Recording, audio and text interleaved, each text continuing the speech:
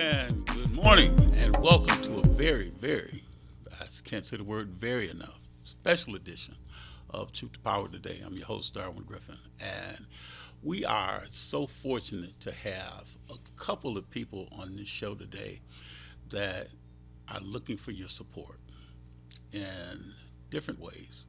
The first gentleman I have that's coming on the show, he's looking for your support because he is a gubernatorial candidate for the great state of Michigan. And his name is Sheriff Chris Swanson.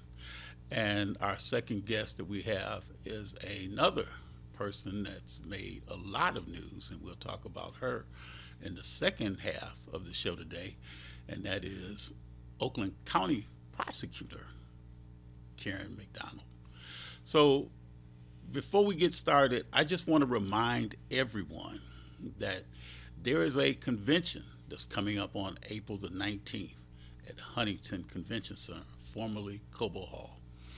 And there's going to be candidates that are looking for your support on the 19th. And the Attorney General candidates, the Secretary of State candidates, the candidates that are running for Board of Governors, Board of Trustees, Board of Regents at Wayne State, U of M, Michigan State, are all looking for your support, as well as the State Board of Education candidates that are also seeking your support as well. So again, today is the last day, today, March 20th, the last day that you can register to be a part of the Democratic Party as a delegate.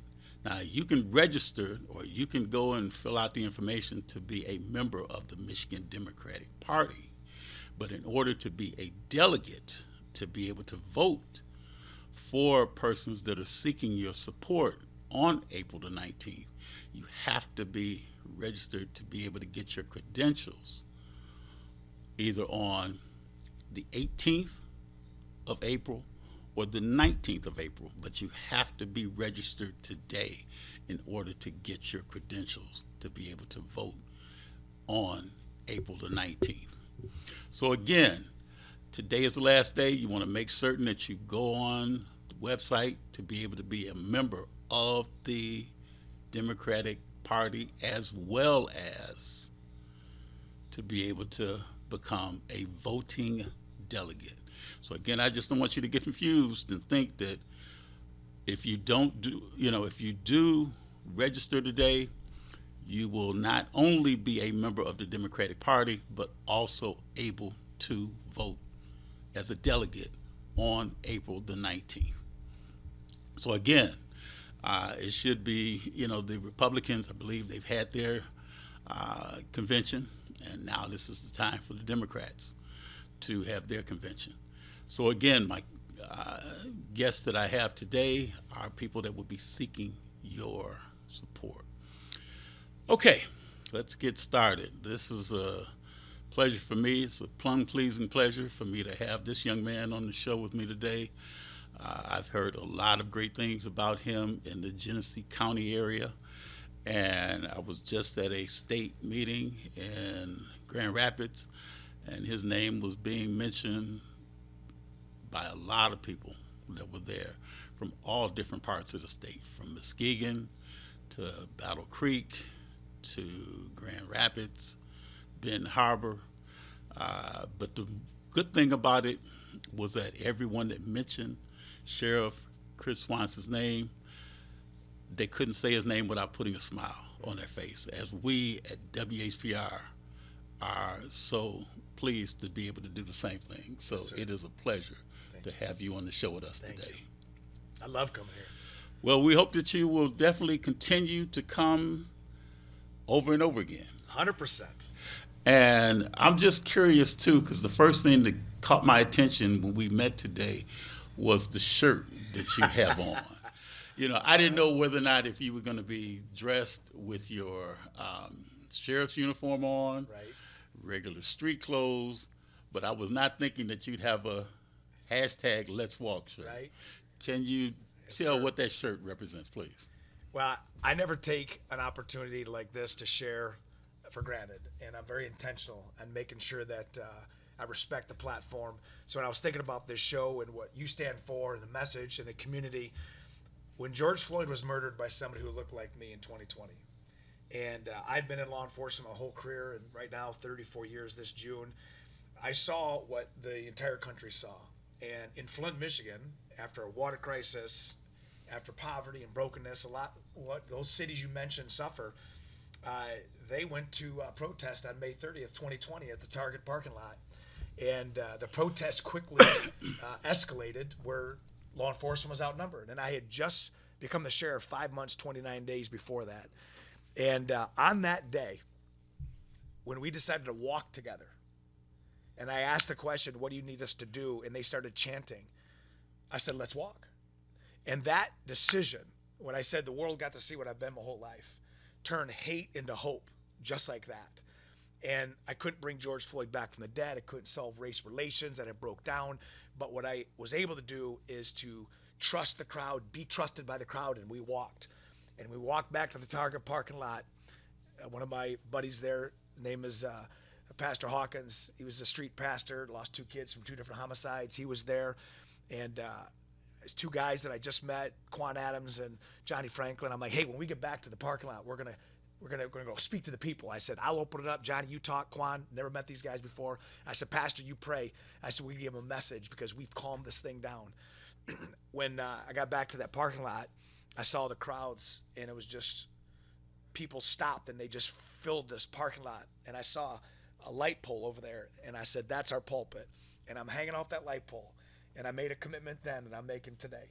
And I said, I can't change everything, but I am going to do my part. And that night, I didn't realize it, but that moment reached 3.2 billion people. It gave people hope around the world. And the Let's Walk is a reminder not to forget communities. That's why I said, when I'm coming back, you can bet on it. That's why I wore this shirt, is I know people who look like me have been on this platform, have spoke to your community, to your friends, and they have lied to you. They have said what you wanted to hear in order to get the edge, and then you don't see any from, they're gone. That is not who Swanson is. So it's a reminder of what I came from, and it's a commitment to what I'm going to continue to give to you. Well, talk to us too, because there's a lot of people that know who Sheriff Swanson is. But to those that don't know who Sheriff Chris Swanson is, talk to them and I appreciate tell them it. who you are. I think that's what's interesting, especially, in the being in where we are here in the Detroit area. My whole family's born and raised in Detroit. Okay. My dad, my grandfather are both Detroit police officers, and my whole family. I'm the youngest of 4. And after the 1967 riots, my dad left the PD in 1969 and got into the automotive sales. Was down in Ohio, and I was born in Medina, Ohio, 1972, and I came to Genesee County when I was 8 months old. Couldn't speak the language, had no say in it, but that's where my home was. And my mom and dad, God bless, are still alive. My dad's 88, my mom's 85. She works 4 days a week at JCPenney. Hard-working people, just gritting, working-class folks. We didn't have a lot growing up. A lot of people struggled, but I always had joy. And you mentioned when I walked in our pre-taping, about my energy. I've always had that. And I've never been a kid who's been able to sit still, so I've always been a busy kid. When there's something that I wanted, I just went out and grabbed it, and I've always had that demeanor. Growing up in high school, and we moved to a neighborhood in a mixed community, so it was like 70% African American, 30% white. So my best friends were like Malik Wilson and Chris Keys. That's where I get my soul, and learning how to blend with communities. Got my first job at McDonald's at 15 years old. And since then, I've been just a hustler my whole life. I got hired at the sheriff's office June 2nd, 1993. But it was because of seed planters in my life that gave me that opportunity. And one of those seed planters is Dr. Avon Burns. And she was my dean at Mott Community College, 1990. And I still am friends with her today. She's an incredible lady. She introduced me to the sheriff's office in Genesee County as an intern. Mm-hmm. And when I was 18 years old, in that internship, I saw my first violent death. A guy had shot himself, and he had did it in front of his wife, and it was just traumatic. That caused me to become an EMT. I went to become a paramedic at 20. I'm still a licensed paramedic. So when I got hired at the sheriff's office, I had all this little, rapid fire experience, and that led me to the police academy. In 1994, I went to Saginaw, Delta College Police Academy, transferred out at the same time, and from my associates into my bachelor's and my master's.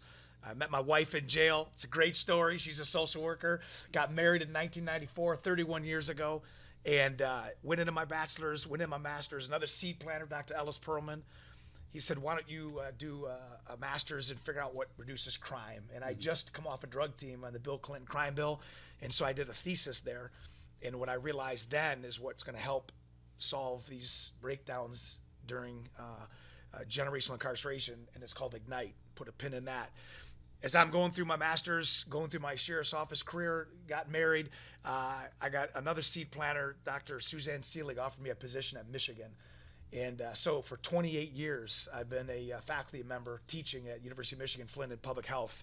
And I teach 200, 300, and level classes. And so all those experiences happening. My wife is the CEO of our business. We got 2 boys. They're both married. My boys are best friends, and they married best friends. So the Swanson 6 is complete. But through the whole process, whether it's, government service or education or, hustling on business and making some things work and losing some big opportunities, I've learned along the way. And as the sheriff's office, Genesee County is the 5th biggest county in the state. I say Flint's the little brother of Detroit. We pair it a lot. And it's the cousin of Muskegon and the second cousin of Saginaw. If you can make it in a big city and you can make it the way we have in Flint, there's nothing that you can't solve. And so all that to say, I knew I was going to be the sheriff growing up. I fixed all my sights on it. I'm a tenacious observer, and I'm very patient when it comes to opportunities. I keep preparing myself, and when the opportunity strikes, that's when I present. So going to the sheriff's office and going up the ranks, when I became sheriff in 2020, I'm also the emergency manager. We just come off the water crisis, and we went into COVID. You were the emergency manager too? Yes, I am. The sheriff in Genesee County is also the emergency manager. Wow. So whether it's a man-made or natural disaster, we take care of business.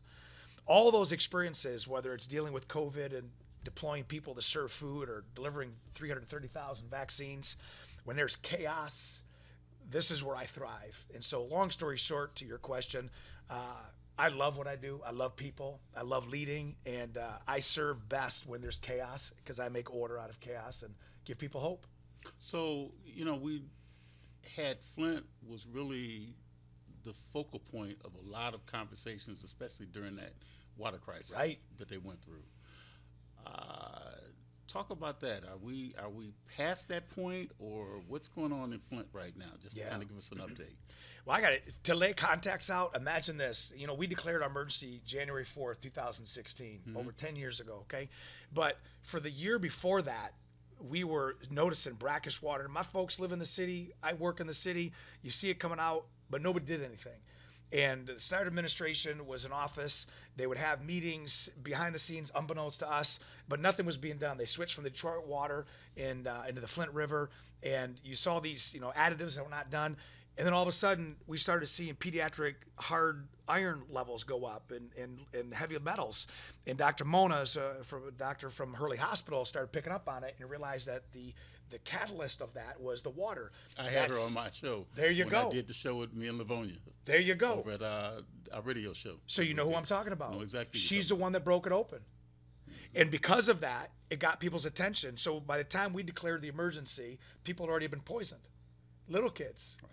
And now we're paying the price of people who have been poisoned 10 years later that they're going to pay for the rest of their life. And so that whole water crisis, when we declared on January 4th, we had to stop everything. And at that point, I was the number 2. I remember going to my predecessor and when we was planning out what the response is, and I said, we need to give people water. So we contacted our tow companies to get flatbed tow trucks. We went to Walmart and Meijer, and we bought all of their cases of water. And I'll never forget, Mr. Griffin, we knocked on the first door, Pasadena and Saginaw in the southwest corner, knocked on the door. She opened the door, and I said, ma'am, there's a water crisis. You can't drink your water. Here's 2 cases. We'll come back. And that's what our whole town turned into. 100,000 people overnight could not drink their water, couldn't bathe their children, mixed formula. It was a complete breakdown of government. And when the governor at that time would come into Flint to try to solve it, he wouldn't meet with the people. He did it behind the scenes. We wouldn't know he was even in town until he left. And so when you see all this distrust, which plays into what happened in George Floyd, they don't have great faith and trust in the government because they have been lied to. They've been failed. We went back and it caught the attention of the entire country and around the world. So many great people were driving millions of bottles of water to people. The National Guard was deployed. The iron workers, the plumbers and pipe fitters, all the skilled trades, they started doing the pipes. And I remember going to our briefings, and there'd be rows and rows of plumbers and pipe fitters from around the state just donating their time replacing the lead lines. And all it was is a simple additive that kept the lead from leaching into the water. Every big city has lead pipes, but it's the additive that keeps it from leaching. And so when this thing started breaking, and people were there completely vulnerable. They just had to deal with it. You had people that were literally saving their money to go to motels and hotels outside the city once a week to bathe their kids. It was incredible. It was almost like living in another country. Well, slowly after that happened, we are now 10 years later. Flint is probably the most trusted and safest municipal water program now because there's so much oversight. But the pain is still there. Mm-hmm. But of all that, I got to tell you a great Wayne County story about Benny Napoleon. Can I share that with you? Sure can. Do you know Sheriff Napoleon? Absolutely. I can't imagine you didn't. Absolutely. So I remember getting a call, and they said, "Hey, there's a delivery coming at the loading dock of the jail." Because remember, inmates cannot leave, right? We just had to deploy. And so I go down the loading dock, and I still have a picture of it. And as I'm on the loading dock, I see Wayne County Sheriff's marked units come in. And they come in the loading dock, and they have pickup trucks full of pallets of water. And they park, and first time I met Sheriff Benny Napoleon. He's there with Jafer's there, and Mike Turner's there, and they get out, and they're wearing their black leather sheriff jackets. And I'll never forget, they come up, and they're like, "Hey, man, we don't want any news, we don't want any photos, but we're just here to help you guys." And I never, ever forgot that. And Wayne County has been very special to me. The deputies, when they hurt, I go and I help. That's a whole nother story. But they did that. And when you see people who don't want the attention do something from the heart, that speaks to me. And so that's my additional connection to Wayne County and the Detroit area. They were very good to us. Yeah, I think we all have Benny Napoleon, stories. Yeah. But that would take another whole show. I guess so. But this show is about you now. I appreciate it. Thank that's you. That's the thing that I look at. But talk a little bit about some of the pluses and minuses about being the sheriff of Genesee County. Well, the plus is, even though you're an elected official, and I'm a Democrat, I've had 2 elections where I've had a 30% crossover vote from Republicans and Independents because they see the work that we've done. Mm-hmm. And when you are as a sheriff, you answer calls for service, you help people, and people respect that. People love that. People don't call me because they have great days. They call because they have challenging days. They have pain. But the one thing we've been able to do, and the thing that I love, and I was just telling my wife this the other day, whether it's Foreman Ghost, which is our human trafficking enforcement team, educating inmates in the jail called Ignite, which has completely transformed incarceration across the country, walking with the people, speaking at the DNC, helping people build their lives, having Jelly Roll come in and do a concert on the 5th floor to encourage people, all those moments.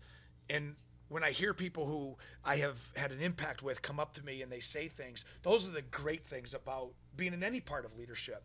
And I take those very serious because I wouldn't have been able to do that had you not prepared your heart, your mind, and soul for when those opportunities happen to know the right thing to do. The most challenging part, and I say because of my personality, is because of what I do, especially how I look to certain communities, people just can't accept the fact that it's real. How do you mean? Explain. They have been let down so many times. The energy that I have, I see it online. There's no way he's like that. People ask this all the time for people who are in my circle. Is he really like that behind the scenes? And the answer is yes.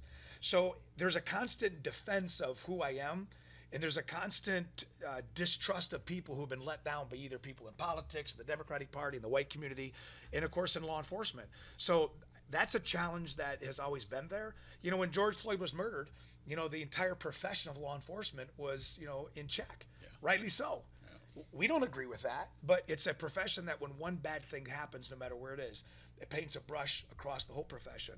When ICE is deployed and they have masks and they're killing people, in broad daylight, like Renee Good, like that's not who we are. So it's a constant defense of these are the people who personally, you call 911, they're going to be there. That's the biggest challenge as a sheriff, is to always be ahead of the game, and you have to respond to things that you can't control. But do it anyway. It makes a difference in people's lives, one little step at a time. Does Chris Swanson, the sheriff of Genesee County, does he have any weaknesses? Of course. My vulnerability is validation. And, I don't like making people upset. And I'm not talking about the people who are online, that are saying, whatever they say. I don't focus on, I don't like hurt people's feelings. I don't like people who come up to me and say, hey, man, you said this and it hurt me. I'm like, listen, I didn't mean that. It was not my intention.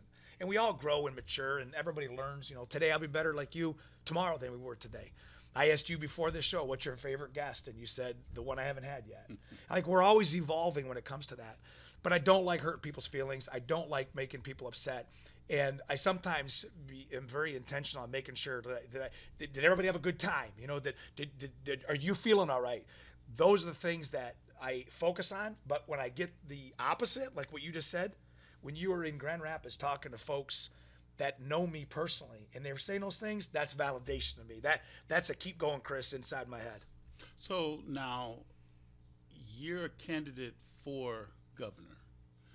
What made you decide to get into that race as opposed to any other race here in the state of Michigan? We have three branches of government. Judicial, I'm not a lawyer. Legislative, I have no interest. And executive leaders, who I'm built for do. And when you look at the role of a sheriff, I knew when I was 18 years old, because I told my senior officer when they asked me, what will you want to have accomplished when you are done with the county? And I said, I'm going to be the sheriff. At 18 years old, it took me 27 years to do it. Mm-hmm.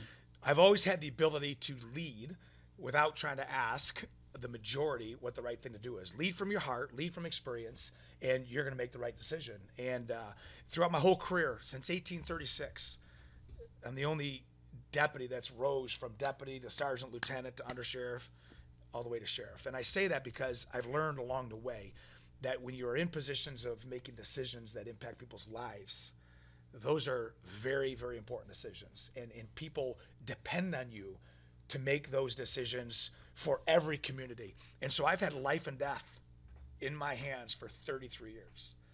I've done notifications to families who've lost loved ones. As a medic, I've saved people's lives. I consider that balance of people, just an incredible honor.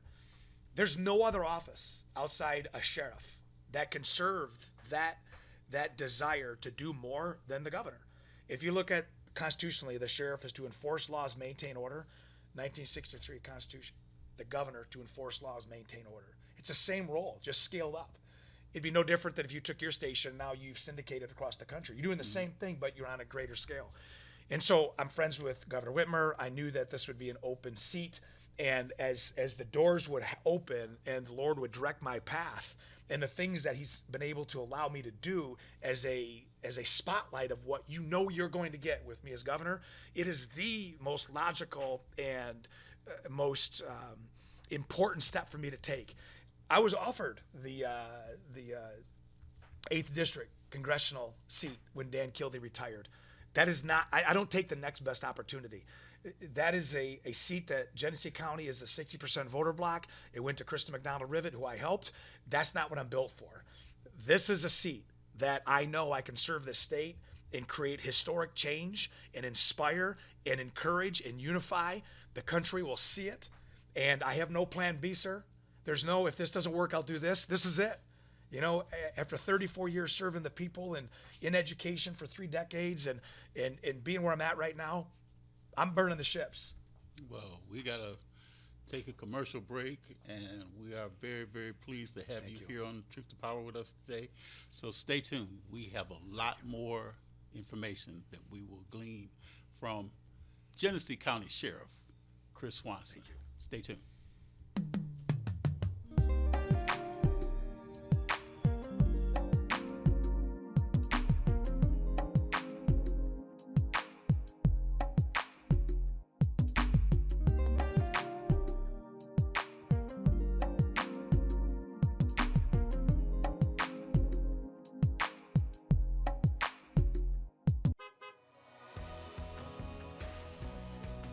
I'm Wayne County Treasurer Eric Sabri. If you're behind on your property taxes, we have programs to help. You don't have to lose your house, and you don't have to pay all at once. This summer, our mobile unit will be visiting Wayne County communities to help make it easier to start a payment plan and keep your property. Go online or call to find the plan that's right for you and where you can get help from our mobile unit. The last thing I want is for anyone to lose their property to foreclosure. Make your payments every month and keep your property. Every night, I'd play ball here for hours. I was never the fastest or most athletic, but I learned to hustle and never to back down from a challenge. I'm Ellie Savitt, and I'm running for Michigan Attorney General. For communities who are being attacked, for working families trying to build a better life, for everyone getting steamrolled by the powerful and corrupt. But no matter how good your game is, you never win alone. This moment will be decided by whether we stand together or step down. I hope you'll join our team because if you're next Attorney General, I sure as hell am going to be on yours. Feel good about your future with tuition-free programs at Wayne County Community College District. Whether you want to be in healthcare, computer science, the culinary arts, digital media, or robotics and automation for the next generation of vehicles, WCCCD has you covered. A full range of programs to achieve your goals, fit your schedule, and give you all the support you need to be successful. All of it tuition-free. Now there's something to feel good about. Register today at wcccd.edu. Justice for Mario Willis. Truth. Facts. Evidence. Matter. Log into justiceformariowillis.com. Read for yourself.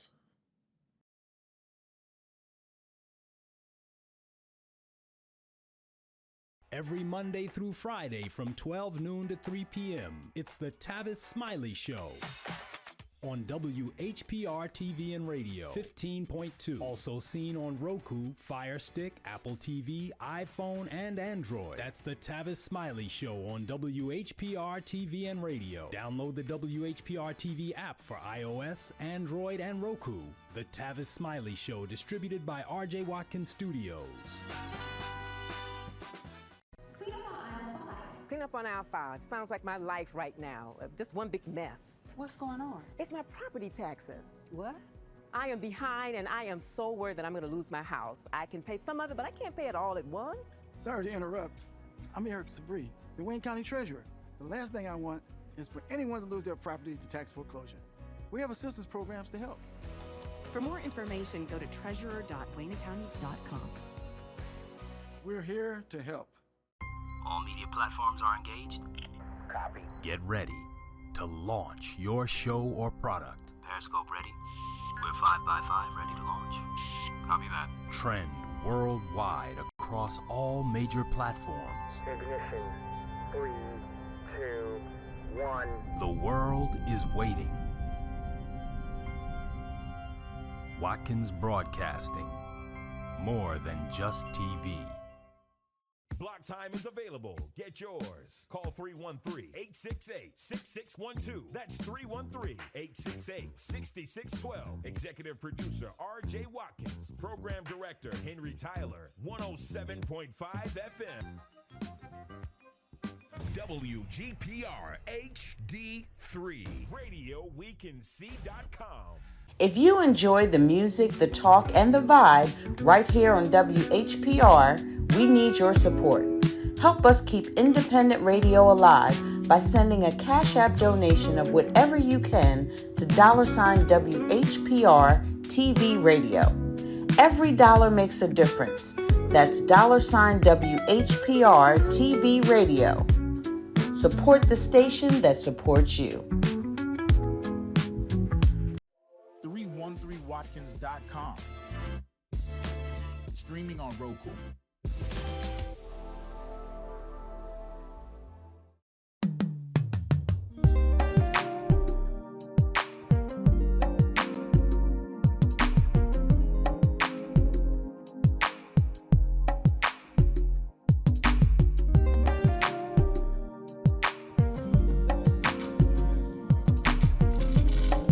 And welcome back. And we are enjoying a very, very invigorating and informative conversation with the sheriff of Genesee County and also a candidate for the great state of Michigan for the gubernatorial seat here in Michigan, and that is Sheriff Chris Swanson. Before we went to break, Chris, I know we were talking a little bit about, the reasons why you want to run for this seat. I know when we took the break, you had asked me to mention about the city, Birmingham, Alabama. Right. Talk to us. Tell us about what does Birmingham, Alabama have a significant part in Chris Swanson's life?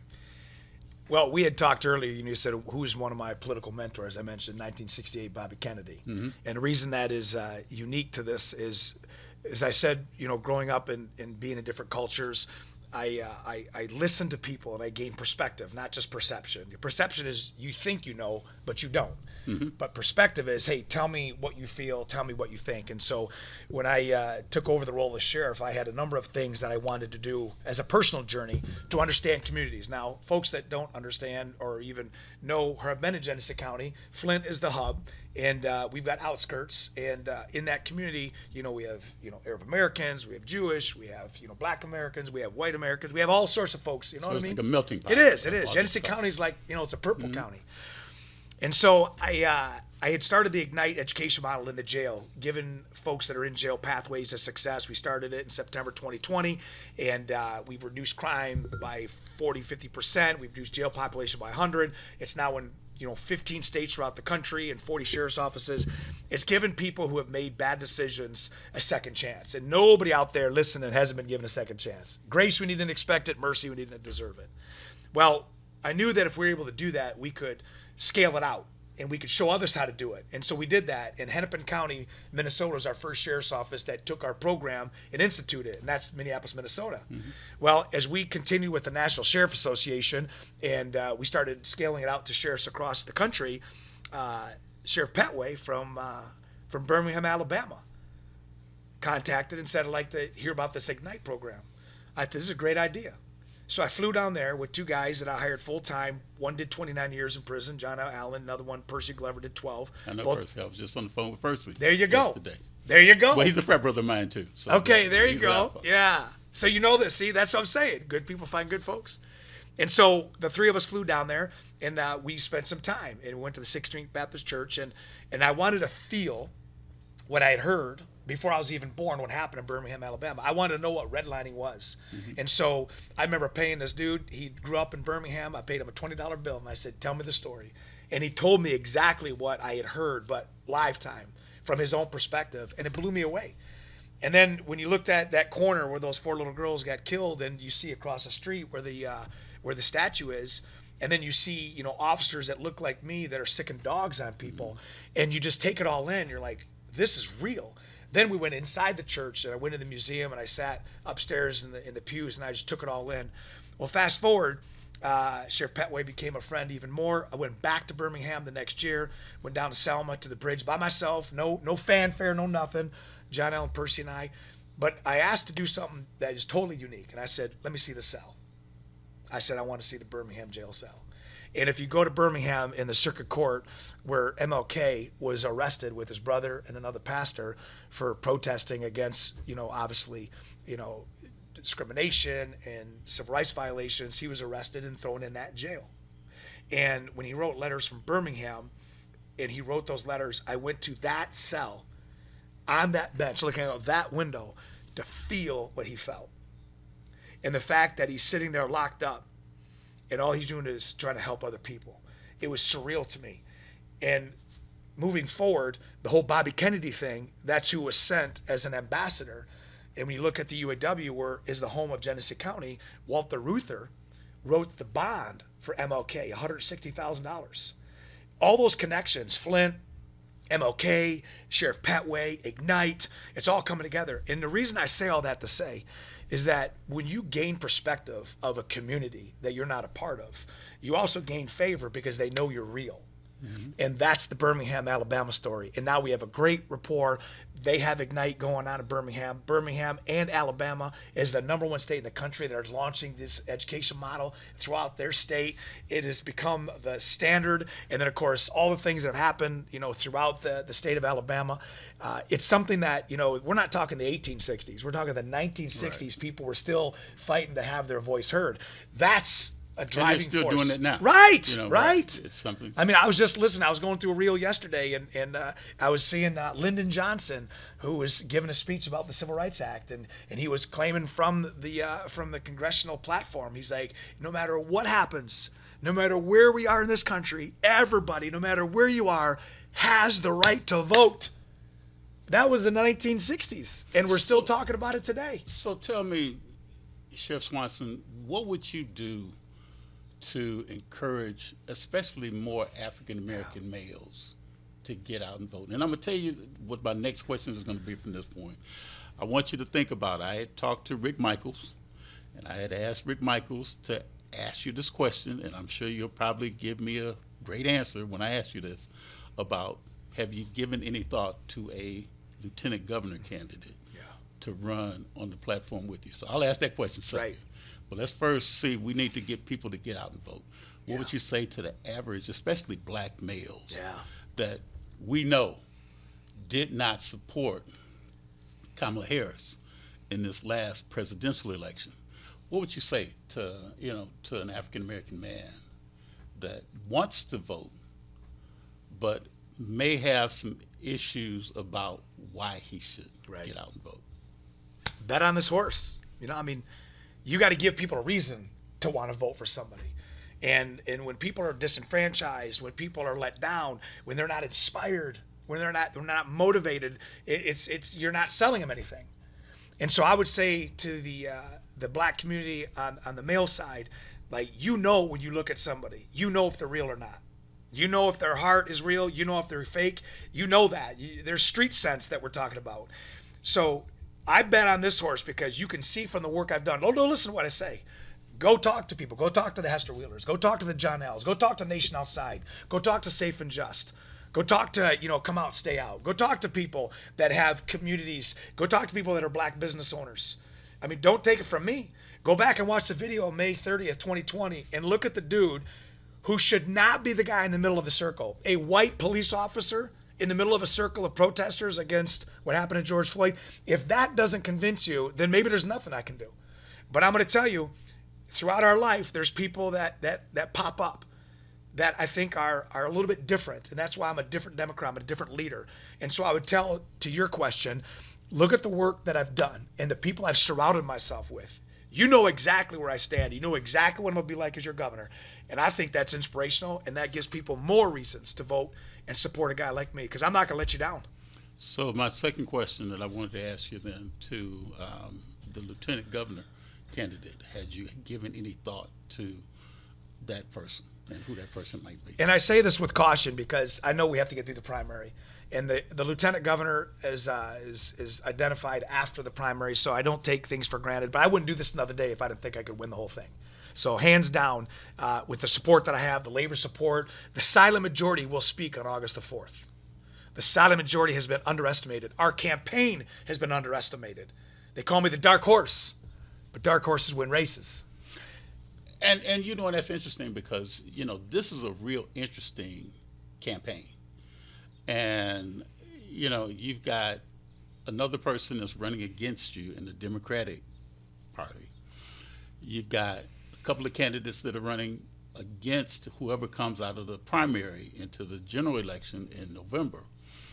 But then you've also got an independent that is a very popular person, here in the Wayne County area, having been the mayor, here for 3 consecutive terms. There's a lot that you have to contend with, especially the main thing is, like you say, getting out of the primary. Right. And there's a lot of popularity that your opponent or the person that's running against you has, because this individual has messaging all over the state in her capacity. But at the same time, too, you have your messaging that you have in the Genesee County area. What is it that Chris Swanson would do, looking at, as governor, that, let's say, for example, to continue the work that Gretchen Whitmer, because like you say, she's a friend of yours, that Gretchen Whitmer may not have had an opportunity to do? What would Chris Swanson do as governor? Well, to answer that, there's kind of a baseline. Number one, neither myself or the Secretary of State have ever had a primary. She's been a convention pick. So this is new for both. She's got a path and I have a path. When I announced 14 months ago, I made it very clear. She's not an opponent. She's an option. I don't think Democrats should fight about how bad somebody is in order to think that they should be looked at a different favor. So I am very intentional on saying I work with her in the Secretary of State capacity in the jail, voter IDs, voting, and we have town halls. So these are options that we have. What makes me different is my messaging is I go across the state. And I have, just like you, for the last 7 years and then beyond, built a social media following that reaches millions per month. Mm-hmm. People have underestimated the power of social media and messaging. And so when I go anywhere in the state, that's why you can go to Grand Rapids and you see all these people that are like, hey, it's this, it's the walk guy, it's the jelly roll guy, it's the Ignite guy, it's the Ghost guy, it's the DNC guy, it's the Ironman guy, it's the U of M guy, it's the Hardball guy, it's these kinds of things. Those are all those touch points. I built that network. That hasn't been done on other platforms. The primary, I need 551,000 votes as the number, right? And there's 83 counties, 5 big counties tip the scale: Wayne, Oakland, Macomb, Washtenaw, and Genesee. Mm-hmm. So if I can just take a portion of these big 4, which that's why I'm all over, and I have been for years, as well as do what Brock did, lose by less and win by 10. Mm-hmm.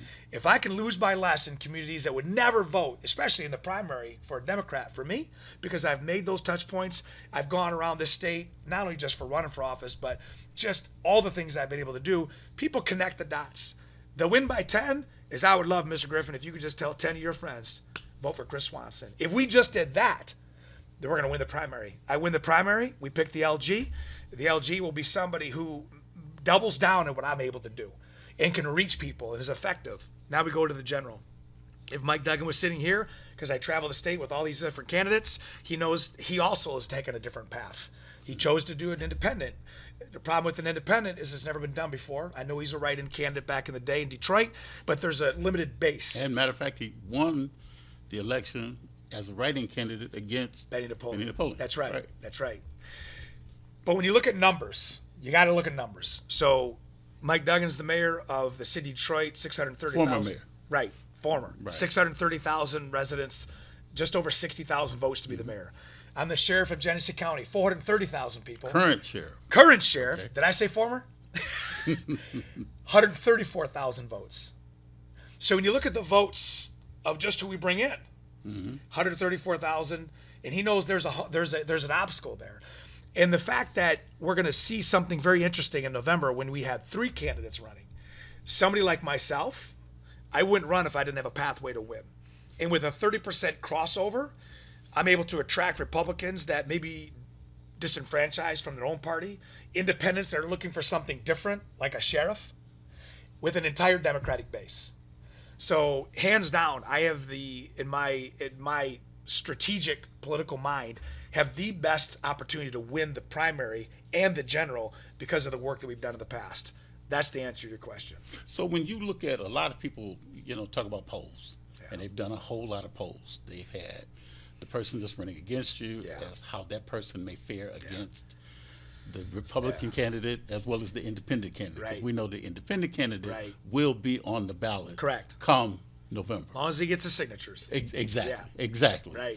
But the thing is, too, is that you look at you as the candidate that will be in that race, and you look at the polls are saying one thing, other polls are saying something else. So it depends on who you're polling to find out where you're at, how you stand, that kind of thing. And, the one thing that you're getting, that I hear people in the streets, you're getting the Court of Public Appeal. Boom. And that makes the difference. That's the poll I listen to. There.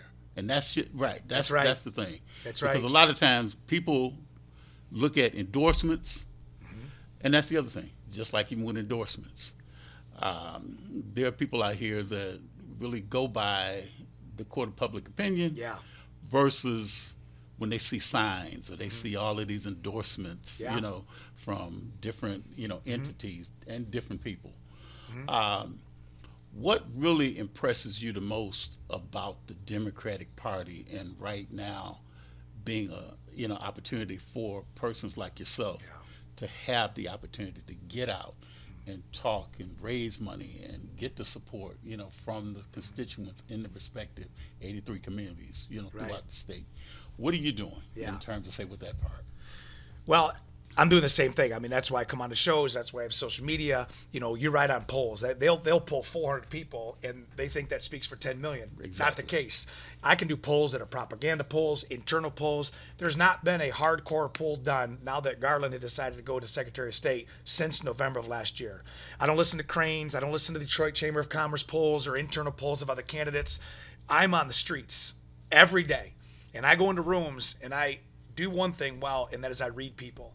And if I read a room, I know, is this 51% or less? I'm at 70, 80% when I walk into a room. And if I don't, by the time I leave, I have earned their trust. Mm-hmm. So when I'm out there, that's the silent majority. Just like you said, the people who are sitting back just watching, those are the people who speak. Polls have been wrong for the last several years. They have just directed people with false security. And at the end of the day, the poll is in that ballot box. On the other side, when you talk about the pathway, the thing that allows me to be who I am is I don't have to go through a convention to be chosen by the parties. I go to these Democratic parties because I want these meeting states. I want them to know they have a dog in the fight here, that it's just not the next stop that can get chosen. This is somebody who you have a choice now. Like you have an option here, Chris Swanson. And when you do all these things, this back work, it all comes to pass when somebody starts connecting those dots. And so the campaign that we're on, the endorsements, I mean, when it comes to the Democratic Party, I'm a working class guy. I've been a dues-paying member in good standing for 33 years. I'm still a card-carrying member, AFT, American Federation of Teachers, Local 6244. There's never been a candidate that I know of in my 53 years has been a dues-paying member running for governor. When I came out and I announced 13 months ago, statewide ironworkers endorsed me. Statewide operators endorsed me. I've got every building trade from the bridge down to Oakland County, Northern Michigan, Tri-Counties, the GLS, all the building trades, anybody who laces their boots. I only wanted to really appeal to one big police union, and I was able to. It's the Wayne County Deputy Sheriff's Association. Those are my brothers and sisters. I didn't even ask my own deputies because I'm very intentional to know that if I'm able to earn the trust of one of the largest unions in the state, the Wayne County Deputy Sheriff's Association, as the Genesee County Deputy, I know they believe in something because those folks are not going to get fooled. And it was a unanimous vote. 2 weeks ago, this never happens, Mr. Griffin, never. Being a teacher in higher ed, those K through 12 educators, the schools, the ones who build the backbone of education, there's a process that Lansing speaks for the MEA. But I have been able to tap in and go to different places and speak to teachers. So I was invited to the Bay County MEA several months ago, and I talked to their members. Can you know 2 weeks ago? They never did this before. They gave me a unanimous endorsement out of the Bay County MEA. They broke away from the norm and said, this is our guy for candidate. This is our guy for governor. When that happens, it's validation. That's the poll I listen to. The operators, when they go statewide, they never come out before the primary. These are the roads, bridges, builds. And when I saw this, and I'll end on this part, Local 85, plumbers and pipe fitters from Saginaw, all of northern Michigan, they go all the 23 counties. They did an internal poll, 1,386 members, active retirees.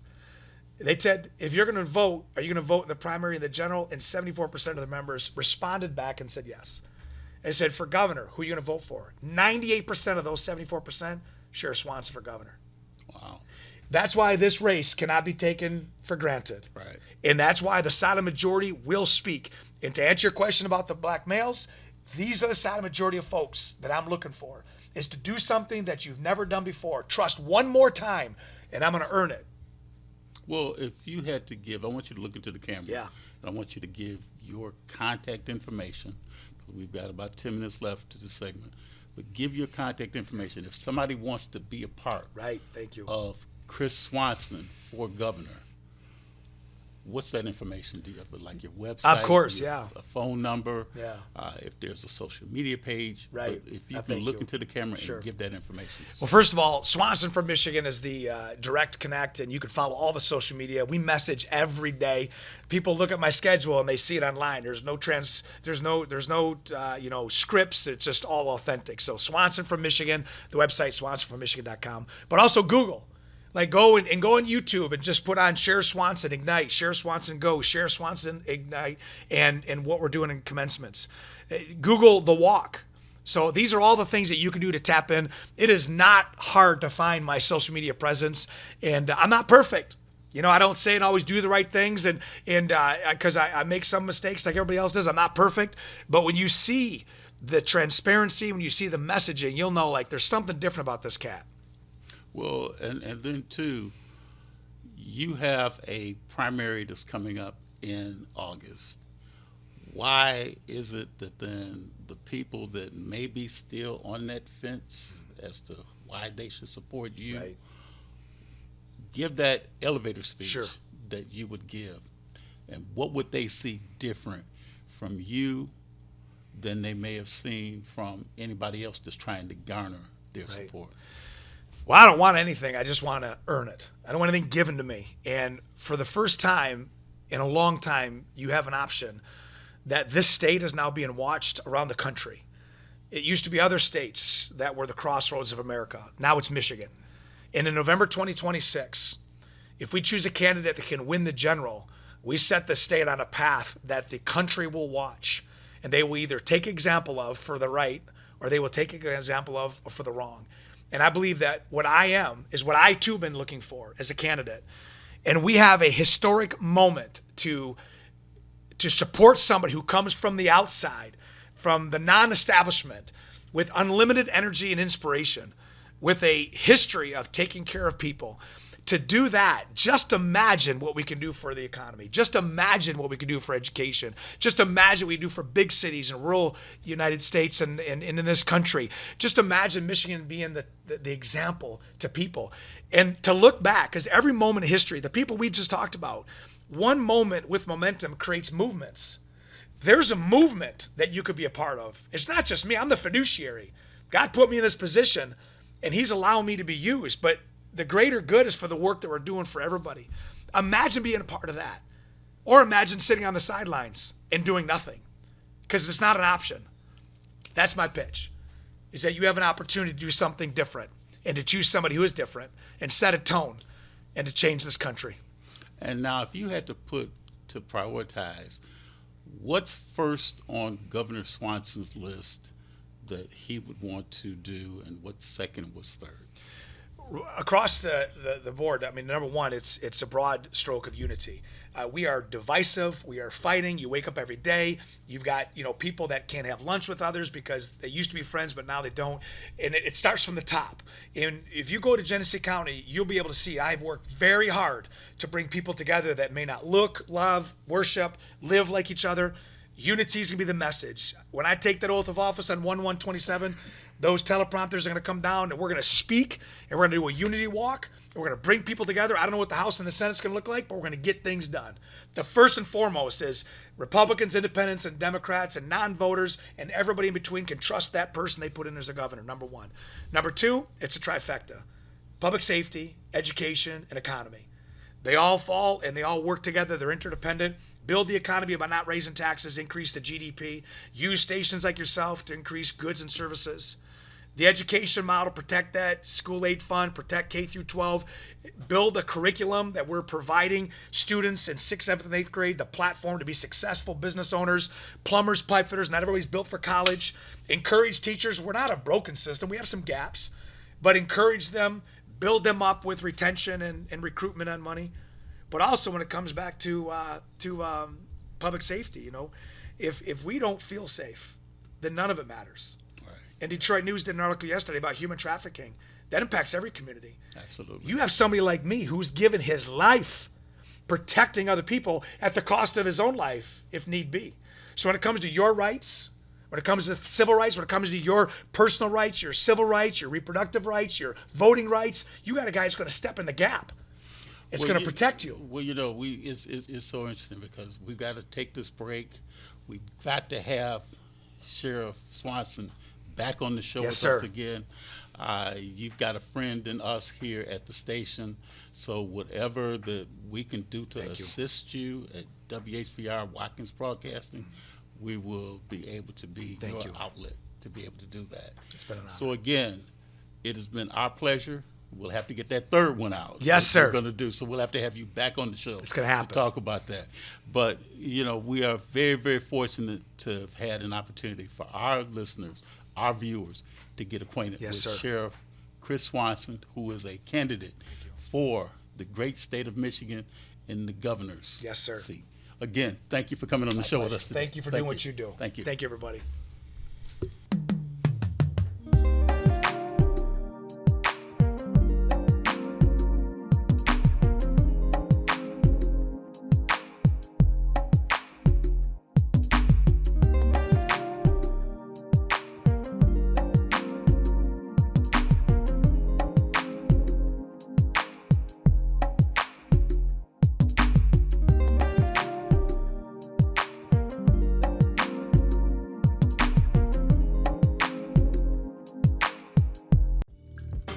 From the desk of RJ Watkins, this is a WHPR editorial. I'm Ariana Watkins, and for decades, my father, RJ Watkins, has served our community with quality radio and TV service through WHPR and Roku. Today, I'm proud to stand beside him, continuing the legacy built on trust, innovation, and your support. We're here because of you, and we'll keep bringing you the best now and for generations to come. Thank you for supporting us and growing with us. This has been a WHPR editorial. Clean up on aisle 5. Sounds like my life right now. Just one big mess. What's going on? It's my property taxes. What? I am behind, and I am so worried that I'm going to lose my house. I can pay some of it, but I can't pay it all at once. Sorry to interrupt. I'm Eric Sabri, the Wayne County Treasurer. The last thing I want is for anyone to lose their property to tax foreclosure. We have assistance programs to help. For more information, go to treasurer.waynecounty.com. We're here to help. Hey, I know you've seen them. Those sleek vapes that everyone says is better than smoking. Here's the truth. They're not. Did you know that in Michigan, 14% of high school students use e-cigarettes? That's a lot of people risking their life for a quick buzz. Nicotine doesn't just harm your body, it affects your mind too. It can make depression and anxiety worse, and even change how your brain handles stress. You deserve better than to let a tiny device control your mood and your future. You know, I thought vaping was no big deal until it starting affecting my mood and focus. Yeah, and did you know that kids who vape are more likely to smoke cigarettes? But there's good news. You don't have to do this alone. Whether it's through friends, family, or a support group, there's always a way out. Your health, your future, you're worth so much more than what vaping has to offer. Detroit's got your back. Visit CUYFDcoalition.org for tools and support to help. Every night I'd play ball here for hours. I was never the fastest or most athletic, but I learned to hustle and never to back down from a challenge. I'm Ellie Savitt, and I'm running for Michigan Attorney General. Communities who are being attacked, working families trying to build a better life, for everyone getting steamrolled by the powerful and corrupt. But no matter how good your game is, you never win alone. This moment will be decided by whether we stand together or step back. I hope you'll join our team because if you're next Attorney General, I sure as hell am going to be on yours. 313watkins.com. Streaming on Roku. WGPR Detroit HD3. You're watching WHPS, Highland Park, Detroit.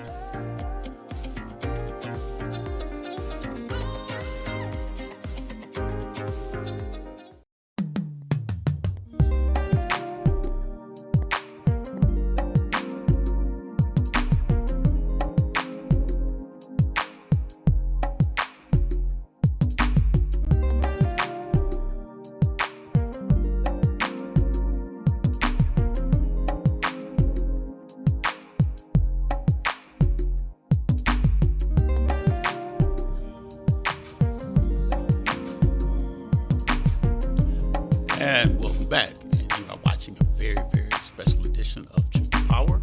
And we were formally joined by the candidate that's running for governor for the great state of Michigan, and that was Sheriff Chris Swanson of Genesee County.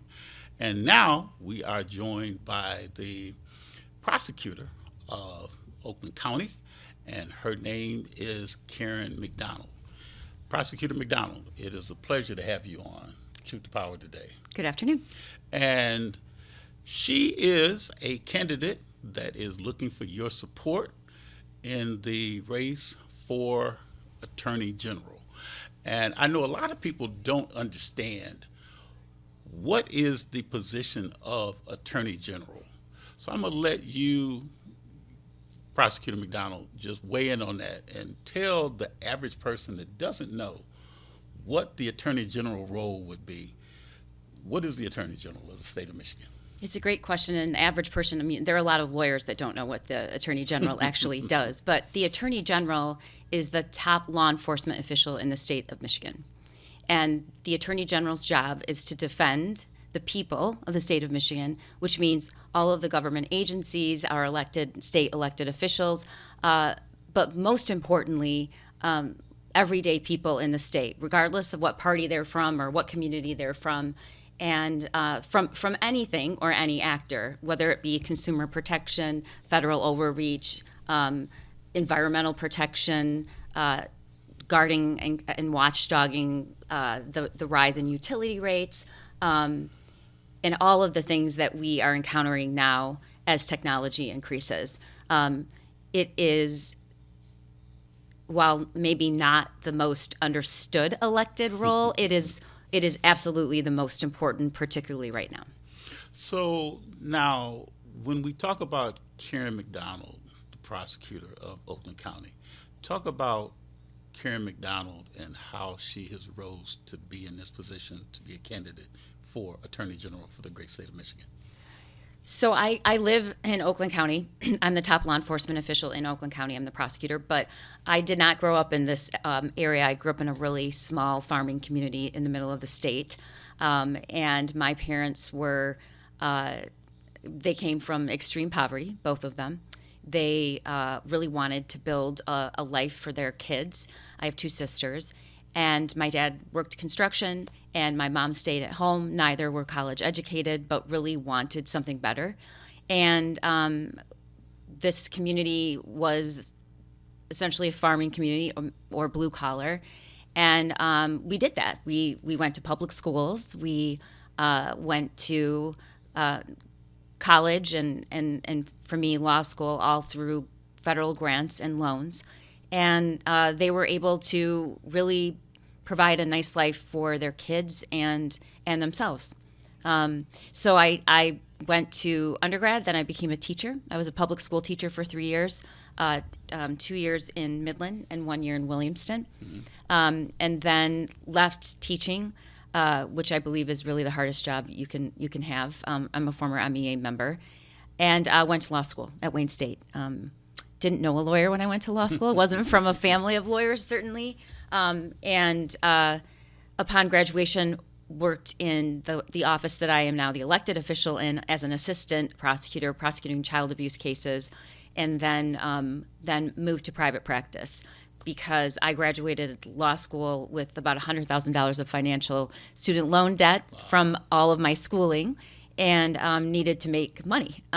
So I did that and worked really hard to become a partner at a large law firm, and then in 2012 ran for my first elected official as a nonpartisan circuit court judge in Oakland County and was successful.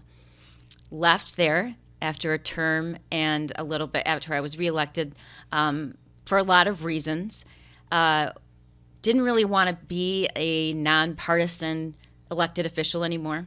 Donald Trump had just been elected. And also just really understanding that as a judge in the courtroom, you really can't move the needle in the criminal justice system, particularly in the reforms that were needed and are still needed. But I couldn't run for prosecutor, which is the role I have now, and still keep my job as a judge.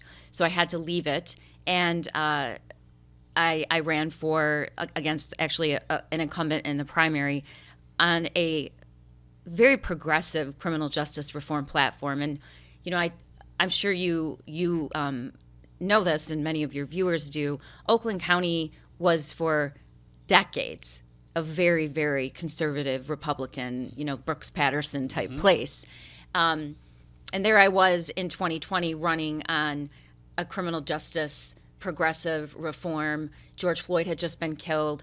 It was the Black Lives Matter movement. And the county embraced that. And I was successful in the primary on 2-1 and then 1 in the general.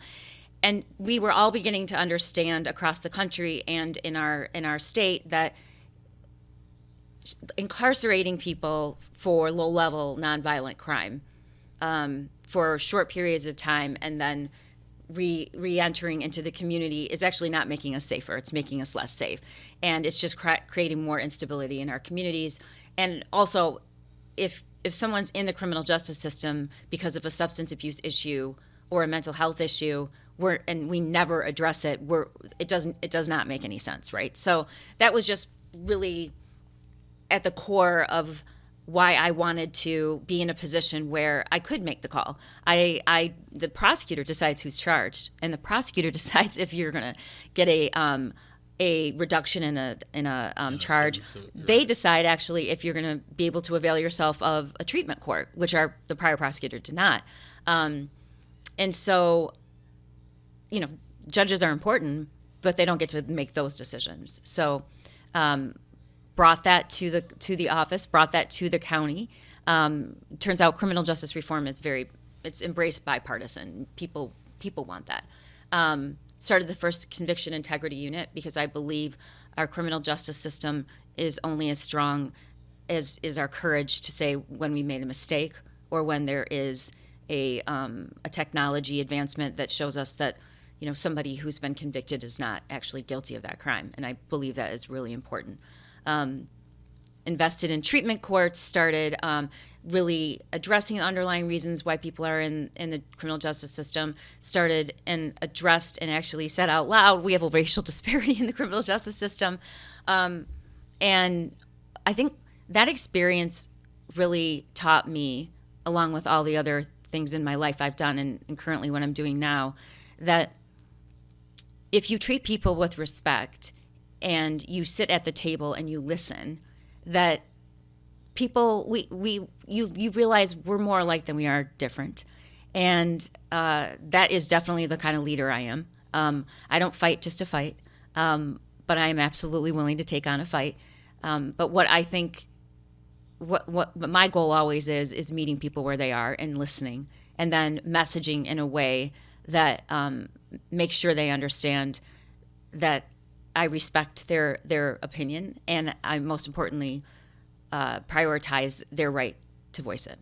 So now you travel all over the state. I do. We've got 83 counties that you would be representing as the Attorney General for the state of Michigan. Right. Talk about what are some of the things that you're hearing, let's say from the lower peninsula to the upper peninsula. What are you hearing people saying? What are some of the commonalities that you're hearing, or what are some of the things that they see that you as the Attorney General, they'd like to hear their concerns represented by you as the top law enforcement person, in the state of Michigan?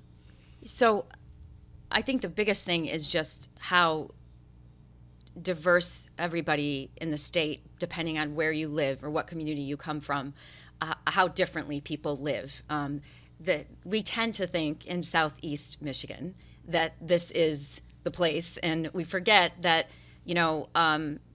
there's millions of people that don't live in this part of the state and have much different experiences. So everyone, depending on where you live or where you come from, has different priorities. People are concerned in the UP. There's a whole part of the UP that doesn't have access really to a birthing center. You have to drive an hour to give birth to a child. That's not safe. There are connection problems to the point where you don't have cell service or internet. I mean, if you think about our worries and concerns in this part of the state, it's usually not that we can't access Wi-Fi someplace.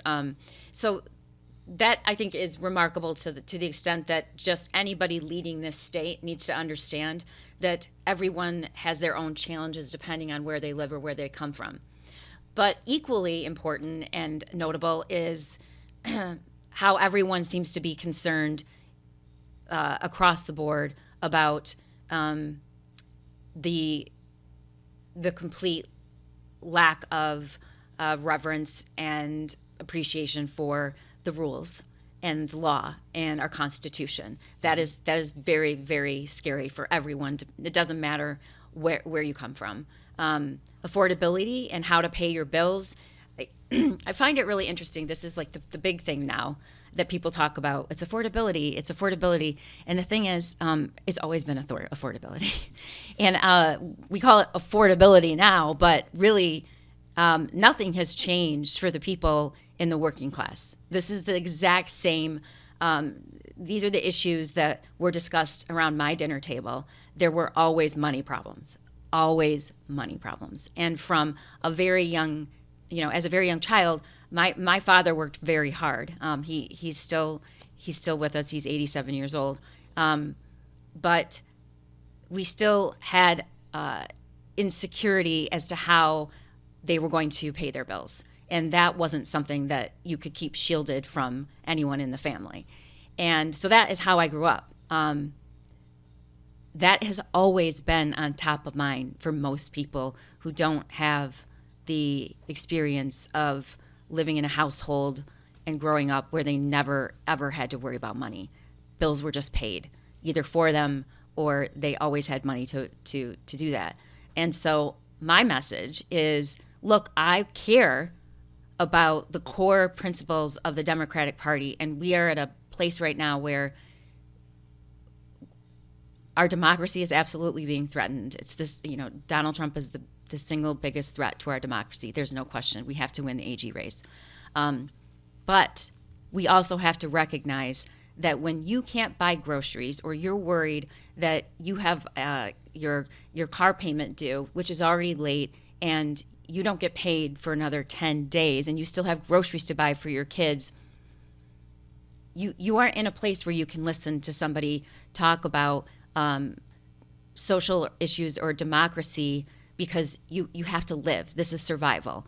And you can do both, but I think as a party, it's very important to me to make sure that we're talking about issues that people really care about, and you have to listen before, to know that, and not decide as elected officials or political people what we care about, right? We're the party of the people, and that means all the people. Or affordability is not new. It's not new. It has been the single most important thing for working families since as long as you and I have been alive, right? If you can't survive, or you're worried about health insurance or how to, meet the basic needs that you have, that will always be the priority. And that is definitely part of my campaign. Because I know when you look at a lot of different people that you would be representing, from young people that just got their driver's license to seniors that are concerned about Medicaid and Medicare, and about people that are trying to scam a lot of seniors, out of their hard-earned, savings. There's so many different things that, is on your plate that was on the current AG's plate. And what are your top 3 things that you would do if you're elected AG? The first priority must be protecting the state of Michigan from the unconstitutional federal overreach that ultimately is threatening not just our taxpayers' money that should be appropriated to the state, but to our very basic constitutional rights, our right to vote, free speech, the right to protest, the right not to be pulled from your car by a federal agent because of the color of your skin. These are basic rights that people a long time ago, and not so long ago, fought and risked their lives, and sometimes their lives were taken to get those rights. And so it is paramount on us right now to make sure that we stand strong and not allow those to be whittled away.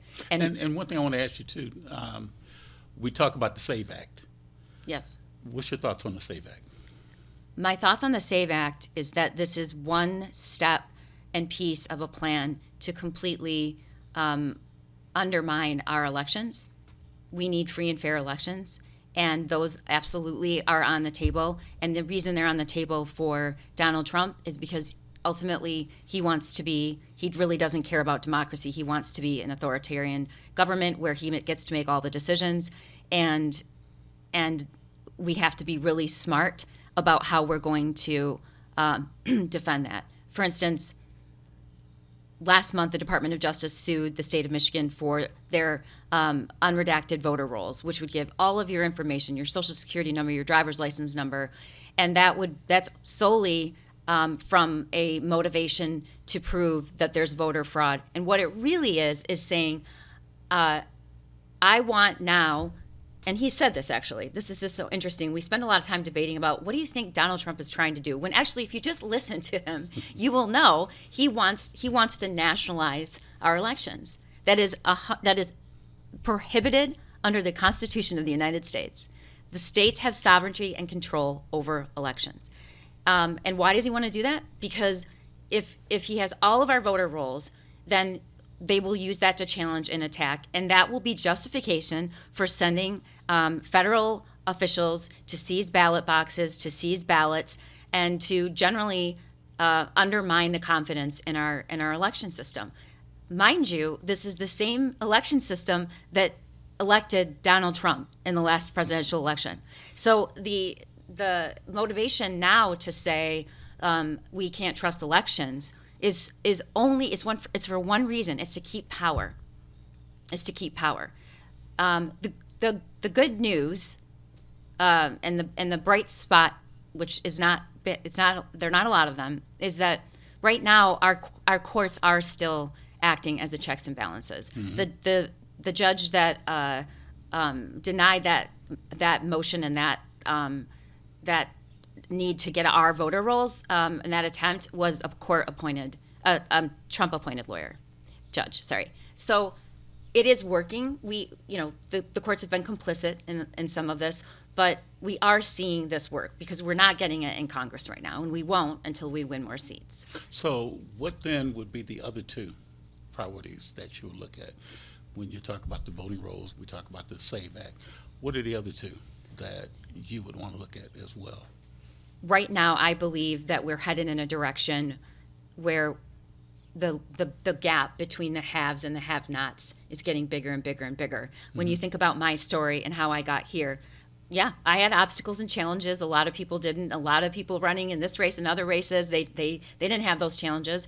But I still had the opportunity, if I worked hard, to get where I am. My parents still had the opportunity to create a life where maybe they could take their kids on vacation, drive. We never flew anywhere, but so is that available to somebody now? The answer is no. The federal student loans and grants programs have just been slowly whittled away. Right. I bought my first home using an FHA loan. That's not as easy or available. Few people have 20% to put down on a home.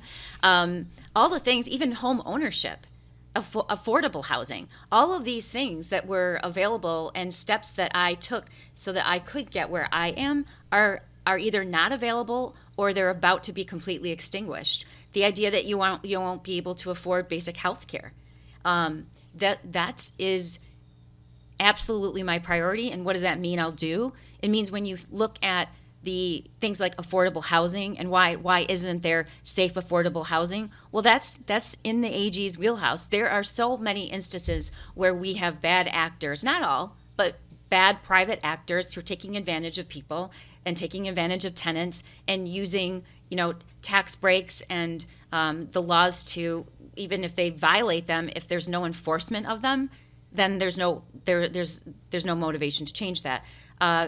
What's going on with utility rates is concerning to the public. It's concerning to me. What's going on with data centers, what impact they'll have on communities, and more importantly, what impact the technology and AI advancements going to have on communities. That's all the AG. Your local prosecutor, your county prosecutor, is not in the position or have authority to prosecute state actors that are having an impact and taking advantage of vulnerable people across the state. That is absolutely. But we've never been in a period of time where an AG candidate has to go around the state talking about how they'll defend our election process. Right. But we are now, so that is the first priority. But the second is, how can we look at the state of Michigan through the lens of what has the biggest impact? And again, affordability or how you pay your bills, that's all on the line, but it's also that part of that is, can you afford housing? What's happening to your environments because of industrial factories or corporations moving in communities where they don't feel that they have the resources and means to fight back. We have in this county, you have some of the worst zip codes in the whole state and outside the state actually for asthma, and that's because of industry and the lack of enforcement or regulatory base to hold people accountable. We need private businesses and corporations and to thrive in the state because that keeps our economy strong. But we also need scrutiny and enforcement and regulation to make sure that the people in the state are protected. And you can do both. I do that now, and I'll continue to do that as the next Attorney General.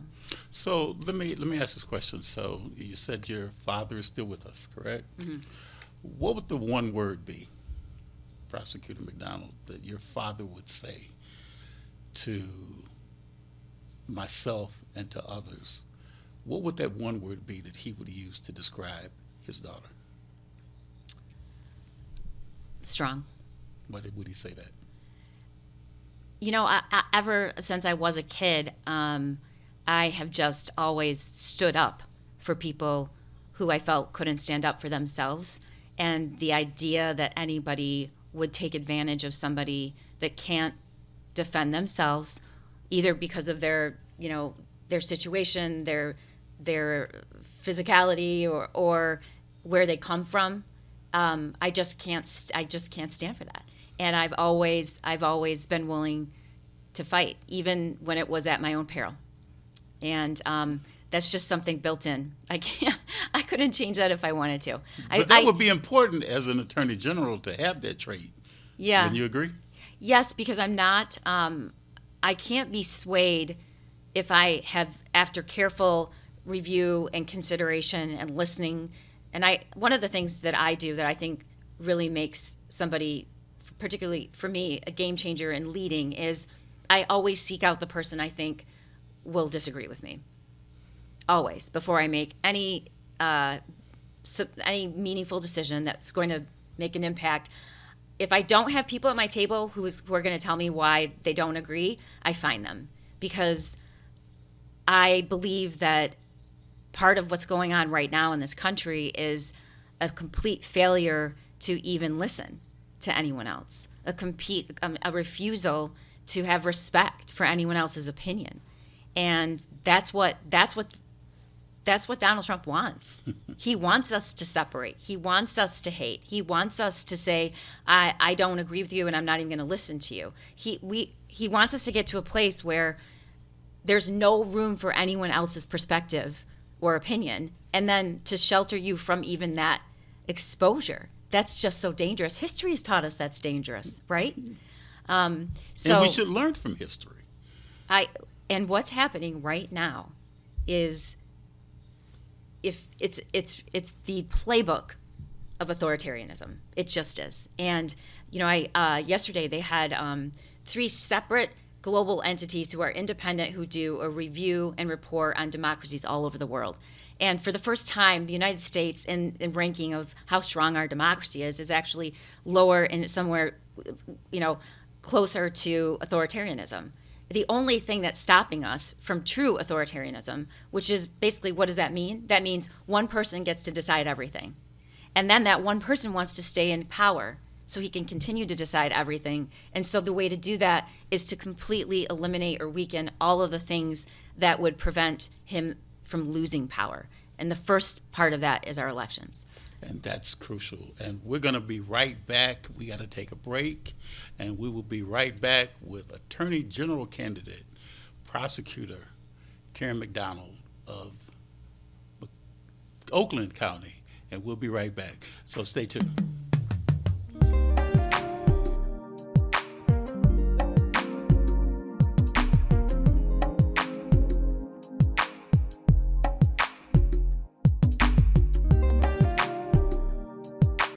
If you enjoy the music, the talk, and the vibe right here on WHPR, we need your support.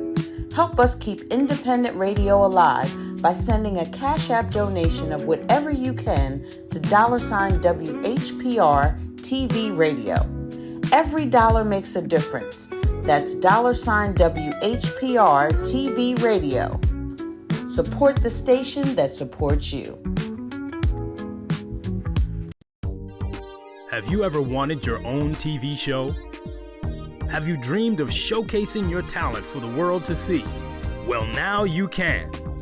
Have your own TV show. You can have your own 30-minute show. Not only will you be seen in the Detroit area, but you can be viewed worldwide. For more information, call 313-868-6612. Visit our studios and receive a free TV interview to promote your business, church, or organization by appointment only. Feel good about your future with tuition-free programs at Wayne County Community College District. Whether you want to be in healthcare, computer science, the culinary arts, digital media, or robotics and automation for the next generation of vehicles, WCCCD has you covered. A full range of programs to achieve your goals, fit your schedule, and give you all the support you need to be successful. All of it tuition-free. Now there's something to feel good about. Register today at wcccd.edu.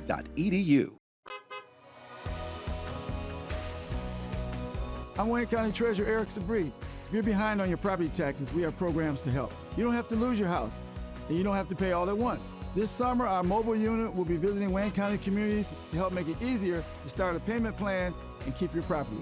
Go online or call to find the plan that's right for you and where you can get help from our mobile unit. The last thing I want is for anyone to lose their property to foreclosure. Make your payments every month and keep your property. All media platforms are engaged. Copy. Get ready to launch your show or product. Periscope ready. We're 5x5 ready to launch. Copy that. Trend worldwide across all major platforms. Ignition. 3, 2, 1. The world is waiting. Watkins Broadcasting. More than just TV.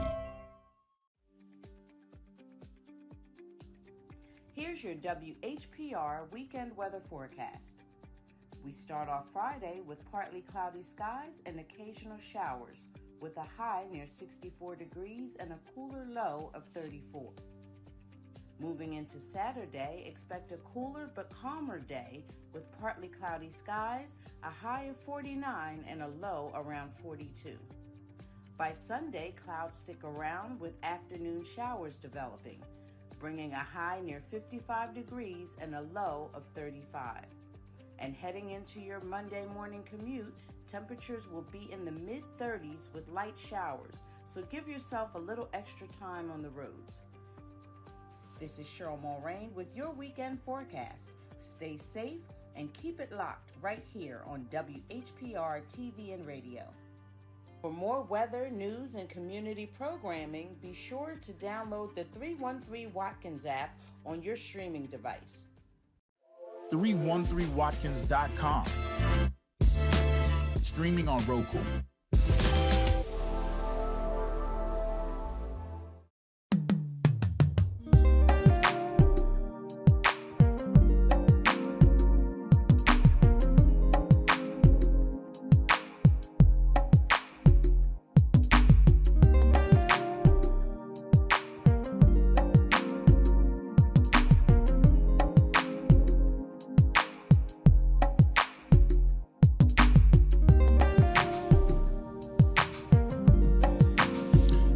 And welcome back, and you are watching a very special edition of Truth to Power. I'm your host, Darwin Griffin, and we are joined by the Oakland County Prosecutor, who is also a candidate for Attorney General here in the great state of Michigan, Prosecutor Karen McDonald. Prosecutor, I just want to ask you too, when you look at a lot of what's going on with prosecutors throughout the country, are there any prosecutors that you have a relationship with that you may either give advice to or you may seek advice from throughout the country? I have absolutely relied and collaborate with different prosecutors. I collaborate and talk to and take advice from Kim Worthy all the time. Mm-hmm. She's strong and has stood up to a lot of. She's been through some tough things and taken on some tough battles, and I think has a really good head on her shoulders. I think, look, here's the challenge for me as a prosecutor and as Attorney General.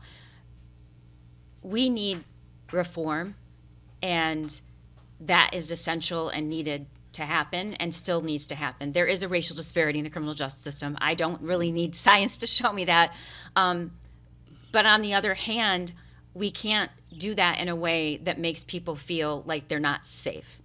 Because time and time again, we hear people say, well, violent crime is up, even though it's not. I don't feel safe.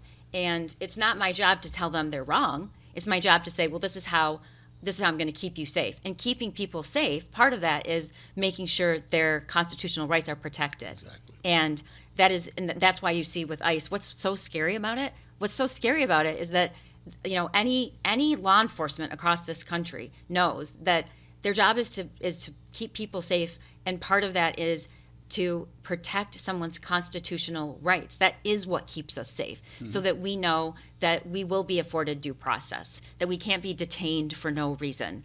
And I think that is really important.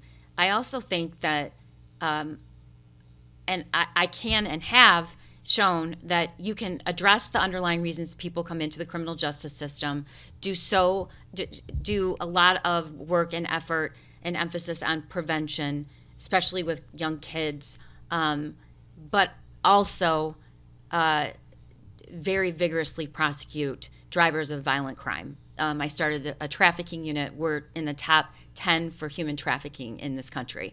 Gun violence is the number one cause of death for kids in this country. We are hardly talking about it. I am talking about it everywhere I go. I'm often the only person and candidate on any races talking about it. So these things are very important to me. That is my job. But part of keeping people safe is following the rules and making sure they're upheld and making sure people are accountable. That means prosecutors, that means law enforcement, that means ICE agents. Accountability is very important. And I think you can do both. So when you look at Oakland County, and as the AG, you would be representing all 83 right. of the counties. What is it that you would do that the current AG, Dana Nessel, is doing, but you'd like to continue something that she's doing if you're elected AG? Well, if she weren't filing these lawsuits and defending the state, we would be in a much different place right now. I think all of the lawsuits that she's joined or started with other attorneys generals who are Democrats across the country has amounted to over $1 billion that the state has been able to keep and retain. But after that, I think she's also really shown the state how active of a role and important the AG is in a consumer protection, in the way that she is taken on just the lack of transparency and accountability and private actors, whoever they are, right? That has to be continued because it is the way that we will ensure that people can pay their bills, right?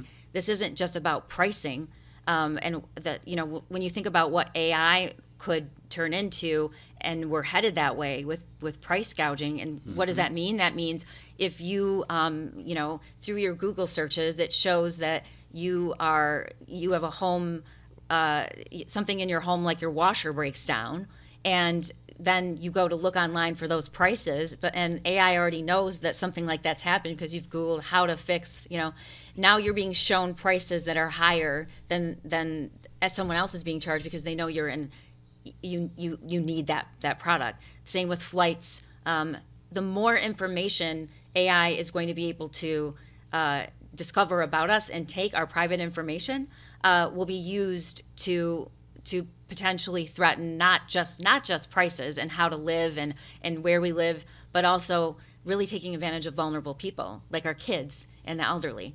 That is an absolute priority. It has to be. The data center issues are very concerning, and we need to provide the utmost scrutiny and contractually make sure that any private actor is going to meet the needs of the community and pay for that burden on the grid and what it will do to the city or municipality. But the AG is the person who can step in and say, hold on, wait a minute, you're making a lot of money, but what impact does this have on everyday people? Right. I mean, in my job now, we have cases where they're extorting young people by AI generated images of them. And we have AI used to encourage kids to hurt themselves or somebody else. I use this example a lot. I used to say to my dad, look, Dad, if anybody in our family calls you and says they need money, you need to immediately question that, right? And now I have to say, Dad, even if the phone says it's me, because there's technology to show, change that, and you pick it up and it sounds like my voice, it might not be. Right. And how scary is that? But if we don't have anybody to protect, the elderly, kids, everyday people like you and I who are being price gouged or manipulated or really, corporations and businesses are important for the economy. But unchecked, they will have a really big influence and effect on everyday people. And I see that as a very, very big priority in my platform. And candidly, we need to do it immediately. Well, I want to ask you too, that we look at, there's been a lot of violent crimes that have been committed, throughout the country, throughout this state, for that fact. The issue that happened at the high school in Oxford, what happened at MSU. And are there any things that you might do different that weren't done before with what happened at MSU, in terms of, say, with Oxford or with other parts of the country, what happened with, with the ICE agents in Minneapolis and, even here, where we had an incident occur. But are there any things that you would do different? And then the other question I want to ask you too is I want to kind of double back a little bit on you as the AG. We talk about the disproportionate of African Americans and other ethnicities in the penal system. Right. But let me go to the first one first in terms of, say, with that. Are there, what would you look at when it comes down to the AG and what the AG would do in that case? So, again, gun violence is the number one cause of death for kids in this country. And the majority of the gun violence that is threatening our kids does not take place in school shooting incidents. School is still almost the safest place a kid can be, even though. Do you believe in capital punishment? I do not think that I would not serve in a role where it was my job to prosecute or seek capital punishment. It's not something I'm going to spend my time doing. No. Okay. Go ahead, I'll let you finish yours. So that's school shootings get a lot of attention, and they should, and I understand why. We have kids who were in Oxford and MSU. Mm-hmm. But the majority of gun violence does not take place in schools. Over about half of it is suicide, people or, having access to weapons they shouldn't, and that is so easily avoidable. But all the other, situational violence on the street for one, if you're living in a community where you feel like you need a firearm to protect yourself or it's normalized in your community. I'm proud of what our team did in Oxford, but you're not going to prosecute your way out of this. This is a prevention, public health model that's needed. Until 2019, it was automobile accidents that were the number one cause of death. Look what we've done to avoid deaths from cars with our kids. From the moment they're young, they are taught that an automobile can be a very dangerous thing, right? Mm-hmm. Look both ways. Wear your seatbelt. Don't text and drive. Don't drink and drive. We regulate a lot of things. We regulate who can drive a car. We regulate roads and traffic signs. You can't take your child home from the hospital without showing them a car seat, exactly. Right? And who's talking about that? It's everyone. It's our doctors. It's our school. It's our community. It's people like you. It's in our churches. We educate kids and people on how to prevent deaths from cars. Now, what have we done about guns? Because all anyone wants to do when it comes to firearm deaths is argue about firearms. And we have failed our kids. We've left them with run, hide, fight.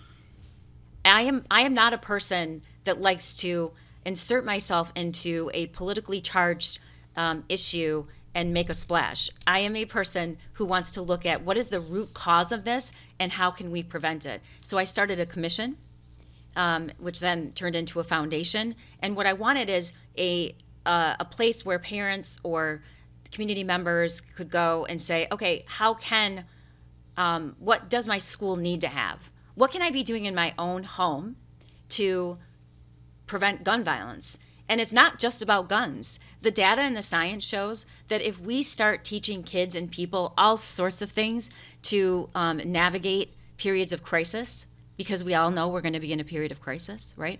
And teaching them tools, and then normalize and teach what are the signs of crisis and what should we do about it, which just doesn't take place in schools. I mean, when you see somebody and you're concerned, right? We haven't taught anybody to do anything.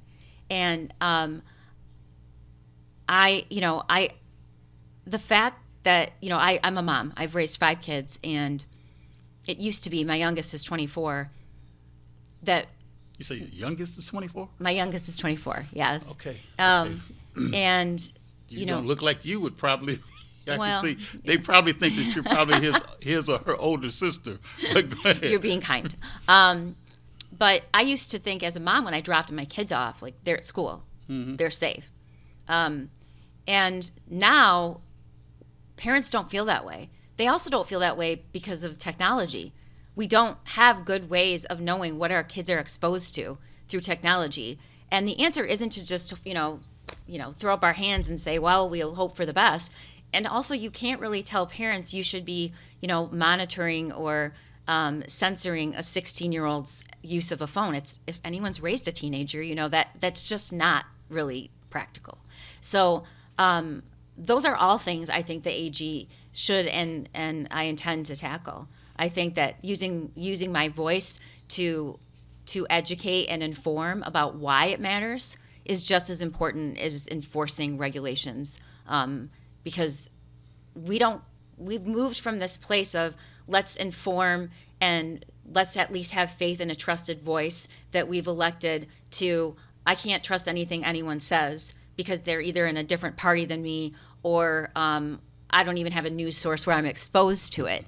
And look, if I didn't think we could change that, if I didn't think there was hope, I wouldn't be doing this. Well, I do want to thank Olivia Bradish. I do as well. For bringing you here today and allowing us to have this conversation. And I want you, in the period of time that we have left, I want you to look into the camera and I want you to tell the prospective voters at the primary why they should support you as the AG for the great state of Michigan. Well, the first thing I want to say is it's not a primary, it's a convention, which is a whole And that's what a lot of people are different confused thing. about. There are inside political people who really don't understand a convention. You don't go to the polls to choose me as the Democratic nominee. You have to go to Huntington Place on April 19th on a Sunday, and decide who you're going to vote for. But in order to do that, you just have to do one small thing, and you actually have to do it by the end of today. By midnight, and that is sign up with the Michigan Democratic Party for a membership this year, and you have to do that by tonight. But it's not just for a membership; it's also to be a voting delegate. Which the only thing you have to do is to be a member, to be a voting delegate at the convention, which most people don't know. And they don't. And No, that's they one don't. of the things that we're trying to educate people about. Right. You know, that's what I did in the first part Right. of the show, Yes. was let people know you can be a member of the party after today. But in order for you to be a delegate, Right. to be able to vote for you or anyone else that's looking for your support at the convention, they have to do it by the close of business right. today. You just have to be a member to vote, and you just have to make sure you're a member by the end of today. Correct. The AG is the top law enforcement official in the state of Michigan, and the AG's job is to make people safe, just like my job now is to make people safe. And part of that is protecting their constitutional rights from any actor, whether it's the federal government, private corporations, or anyone in the state trying to victimize or hurt people, kids, the elderly. Look, my campaign's been very successful. I'm backed by all of the unions, including MEA, UAW, AFL, and 16 others, and lots of elected officials. But none of that support makes any difference if I can't have your support and you people don't show up at the convention. I've been successful in Oakland County because I have swing voters and independent voters that vote for me. Michigan's not blue, it's purple. Oakland County isn't blue, it's purple, right? So we're going to have to do more than just speak to Democrats to win a general election. We're going to have to talk to people who are everyday people and want to vote for somebody who they can trust and who has a story that prioritizes and makes them understand that, look, most of the people in this state are struggling. And most of the people are a lot more like the way I grew up than people who might live in Oakland County. And there's so much at stake right now. We have to win. And I believe we can do that. I believe I can do that. And I'm in the best position to do that because we have to start talking to people in a way that makes sense and that messages that we care about their safety and we're going to uphold the law. And more importantly, we're going to ensure that there are free and fair elections. But all of that depends on you. It depends on you voting, and it depends on you showing up on Sunday, April 19th. So thank you. And now, if someone wants to contact you or Olivia Bradish that wants to either donate money to your campaign or to get out and do some phone banking or knock on doors or pass out literature, what's the contact information? Probably, I guess the best way to do that would to go to our website, McDonald for AG, and there's all different ways you can click and connect. But more importantly, make sure that we have your contact information so we can inform and educate and let you know, because we have to be careful about misinformation, which is why your show and what you're doing is so important. And if you have questions, more importantly, we want to be there to answer them. And see, one of the things that we appreciate you coming on the show today, we definitely here at Watkins Broadcasting want to invite you to come back again as often as you like. I'd love to. And, we know that it's tough, especially when people have an opportunity to get unfiltered information, because a lot of times the other media outlets, some of that information is filtered. We want to go and let our viewers, let our audiences know that we're bringing you real news with real people, such as yourself. And I know there's a lot of people that may have misconceptions about people. Mm-hmm. Is there any misconceptions that you would like to eliminate from somebody's mind about Prosecutor Karen McDonald? I don't know that it's a misconception, but I think that people tend to assume that because I'm the Oakland County prosecutor, that's my story, and it just isn't. I grew up in a way where I understood as a very young child that you have to work really hard if you want to succeed, and sometimes even if you do work really hard and play by the rules, it's still almost impossible to succeed. And that's why I'm in this race, because that is getting harder and harder and harder to do. We are whittling away at the middle class, and without the middle class, we can't have a strong economy, and we absolutely can't have a democracy. So that's what I want people to remember most about me. And I also want to say one thing about this show. Sure. There's two things I really like about it that you can't get very many other places. One, you know, I show up and do interviews all the time, but it's not up to me what airs, right?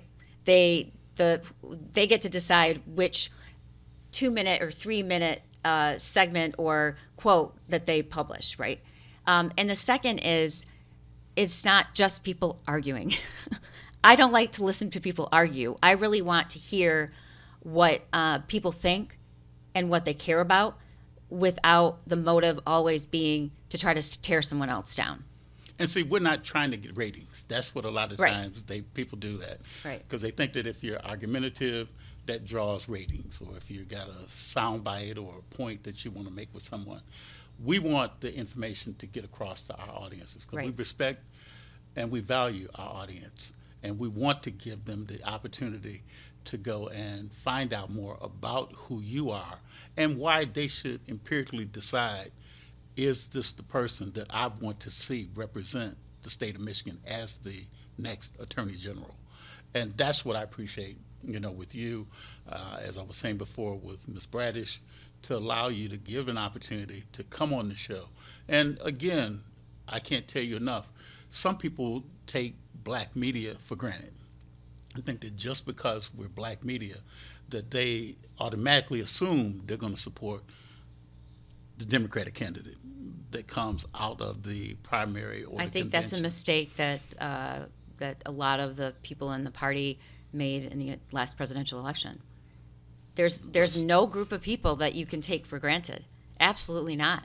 Not people of color, not women, not the working class. That's for the first time. And you know, I actually think that's a good thing. I do, because it keeps it sends a message that you're going to hold people accountable, and that they can't take you for granted, because that has happened. Yes. And so I need to listen. I need to be here. I need to hear what you care about, and I need to hear what your viewers care about, because I can't assume that I know. And I am also disappointed by that, which is one of the reasons I'm in this race. We have to stop telling people what they should care about and actually just ask them and then listen. And that makes a big difference. It does. You know, and it keeps people from assuming. And when they get the information, especially from the candidate or especially from the person. So in these closing minutes that we have, what are you doing to really encourage, especially black voters, that have seen you, that have seen others in your office, and some of them have seen you and not favorably, you know, because you're prosecuting something that they may have done. But what would you say to the average, especially the average black man that may have been on the other side of that fence? What are you telling them as to why they should support you for Attorney General? Never in the history of the Oakland County Prosecutor's Office has any prosecutor taken office on a platform and consistently taken actions to say, we have a racial disparity, we need to care why people come into the criminal justice system, and we need diversity and people of color sitting at the table in our leadership too. And I want my office to look like the people we serve. And I cannot predict or speak for a community, any community. And so it's my job to listen and understand, and I've done that. You know, I think it would be hard to find another prosecutor who had returning citizens in their own office, listening to their stories, and then making sure they shared those stories with my assistant prosecutors. Because it turns out it doesn't matter what happens after they get prosecuted and convicted. And I believe that it's our duty to understand that. And if we don't, then we don't see the humanity in everyone. I can't tell you I know what it's like to be a black man, but I got a lot of people in my Racial Justice Advisory Council, which I formed and meet with regularly.